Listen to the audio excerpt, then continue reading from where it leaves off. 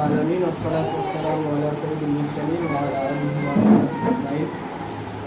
Three language international cadet মাদ্রাসা কর্তৃক আয়োজিত আজকের এই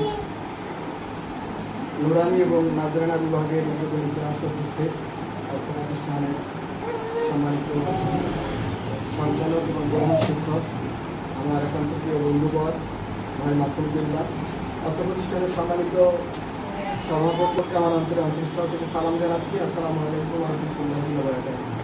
আজকে বৃষ্টি বিঘ্নিত পরিবেশেও আমরা উপস্থিত হওয়ার জন্য আল্লাহ রাব্বুল আলামিন আমাদেরকে যে সুযোগ দিয়েছেন সেজন্য মহান আল্লাহ রাব্বুল আলামিনের দরবারে শুকরিয়া জ্ঞাপন করছি। আলহামদুলিল্লাহ। দুর্গ সালাম বিশ্বমানবতার মুক্তি বিষয়ে রাসূলুল্লাহ সাল্লাল্লাহু আলাইহি ওয়াসাল্লামের প্রতি। সম্মানিত উপস্থিতি, এখানে আমাদের হাফিজ কলেজের প্রাক্তন প্রিন্সিপাল আছে, ওনার কাছ থেকে গুরুত্বপূর্ণ আলোচনা শুনবো। সাথে সাথে উনি একজন হাফিজে কোরআন, উনি অনেক সুন্দর করে কোরআন শিক্ষা এবং কোরআনের শিক্ষার যে গুরুত্ব এটা নিয়ে আলোচনা করবেন, আমরা সেই আলোচনা শুনবো। আমি দুইটা বিষয়ে কথা বলবো। প্রথমত হলো যে আমাদের অ্যাজ এ গার্ডিয়ান হিসেবে, আমি একজন গার্ডিয়ান, আমার সন্তান এখানে পড়ে ব্রাউজার ফাঁকা বা থ্রিতে পড়ে।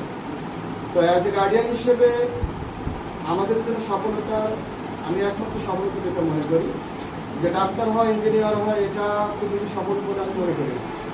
আমি মনে করি আমার সন্তান যদি শুদ্ধভাবে কোরআন তেলাওয়াত করতে পারে তাহলে ফার্স্ট অফ অল এটাই হলো আমার প্রথম সফলতা। এখন ডাক্তার হলো, ইঞ্জিনিয়ার হলো, কিন্তু সে কোরআন সম্পর্কে তার কোনো জ্ঞান থাকলো না, অথবা সে ভালো একজন শিক্ষিত ব্যক্তি হলো কিন্তু কোরআন সে সুন্দরভাবে বলতে পারলো না, পড়তে পারলো না, তাহলে এটা আমি মনে করি এটার মধ্যে আমাদের কোনো সফলতা নাই। এজন্য আজকে এই থ্রি ল্যাঙ্গুয়েজ ইন্টারন্যাশনাল ক্যাডেট মাদ্রাসা যে সার্ভিস ম্যানিফেস্টো ছিল, সার্ভিস ম্যানিফেস্টো হলো অন কাইন্ড অফ কী বলা যায়, এটা হলো ওয়াদাবদ্ধ হওয়া। তো সেই ওয়াদার মধ্যে একটি ছিল, সার্ভিস ম্যানিফেস্টোর ভিতরে ছিল যে নুরানি এবং নাজরানা বিভাগটা চালু করা। তো যা হোক 6 মাস পরে হলেও আমাদের এসে চালু হয়েছে। আমরা আশাবাদী যে এখান থেকে আমাদের সন্তানেরা সুন্দরভাবে কোরআন তেলাওয়াত শিখবে। আমি একটু ছোট ঘটনা বলবো।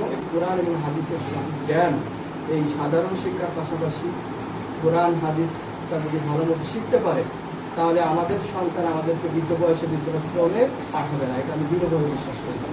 সে ডাক্তার বানাবেন, ইঞ্জিনিয়ার বানাবেন, সেই বয়সে এসে যদি আমার অবস্থান হয় বৃদ্ধাশ্রমে তাহলে সেই শিক্ষা না দেওয়াই ভালো। এজন্য আমরা সবসময় চেষ্টা করব ভাই যেই উদ্যোগটা নিয়েছেন এই উদ্যোগে যথাযথ আমরা তাদেরকে সহযোগিতা করব এবং সন্তানদেরকে আমরা সাধারণ শিক্ষার পাশাপাশি কোরআনের শিক্ষায় আমরা তাদেরকে শিক্ষিত করার ব্যাপারে আমরা সচেষ্ট থাকবো। আল্লাহ রাব্বুল আলামিন আমাদের সকলকে কোরআনের সঠিক জ্ঞান অর্জন করার তৌফিক দান করুন। আসসালামু আলাইকুম।